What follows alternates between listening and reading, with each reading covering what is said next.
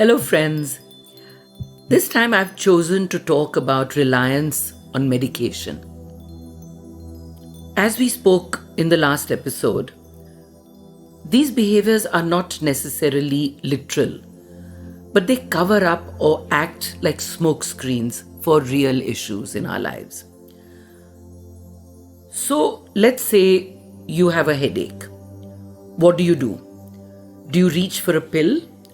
Or do you want to think about what could have been? It could be because you overdid the wine or the dessert, or you were out in the sun, or your stomach is constipated, or more importantly, you're probably stressed out. For most of us, reaching for a painkiller is more than likely. With our increasingly busy lifestyles, we tend to opt for a quick fix to our ailments. It's much easier to pop a pill than it is to make a change in our habits or lifestyle.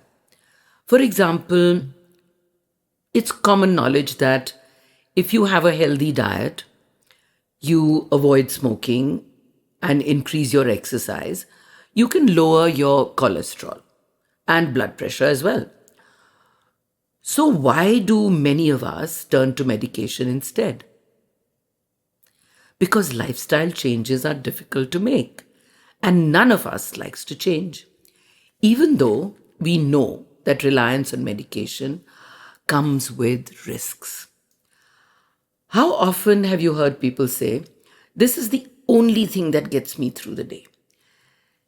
In fact, they're so involved with their medicines that they know them inside out. Each detail, the timing, the effect, the degree of relief they get from a certain dose. It's terrifying for them to think that they might run out. But if you ask them that they're dependent on this medicine, they would deny it and say, no, they only rely on it once in a while, but they're not addicted. Anything that has the power to alter your mood can become addictive. The list of stimulants in our lives today are numerous. We may not think of them as addictive, but the list is long. From the obvious ones like alcohol, cigarettes, to gambling, to prescribed drugs, even marijuana. How about coffee or tea or sugar? Even exercising or jogging or dieting becomes addictive.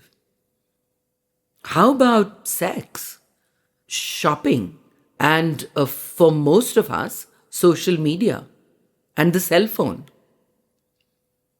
I know people whose lives would definitely come to a halt or collapse if their phones were lost.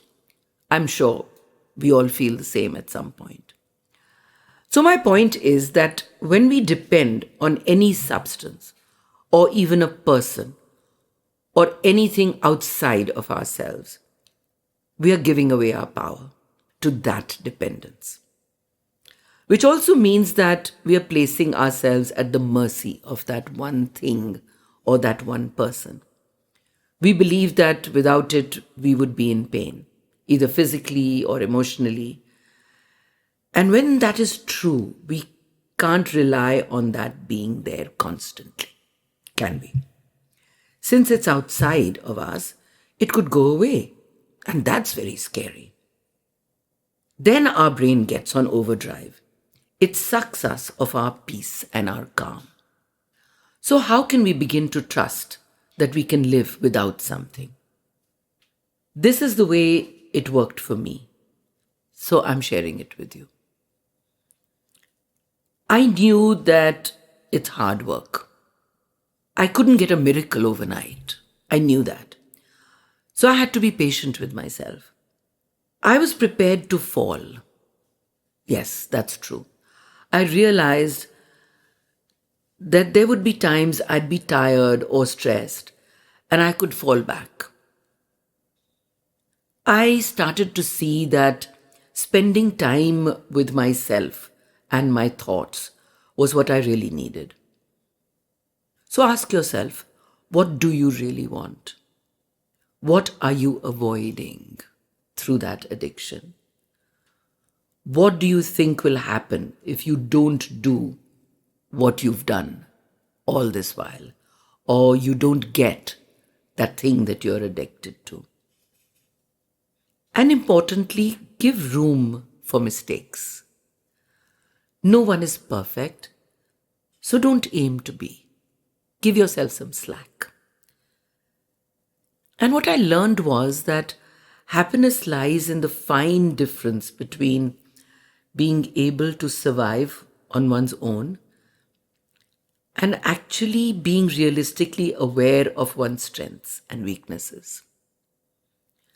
No shame, no self-criticism in this, just honesty with yourself. This creates the calm and inner harmony that enriches a life. We are mortal. We make mistakes. These are lessons in disguise. Angels in disguise, actually. There is joy and satisfaction in eventually discovering that. And remember, pain is a storm that passes, like everything else.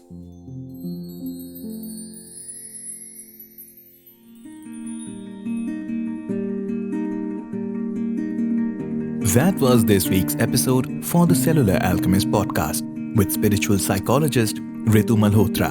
Don't forget to follow the podcast on your listening app so that when the new episode drops, you do not miss out on the chance to change your life by changing your beliefs.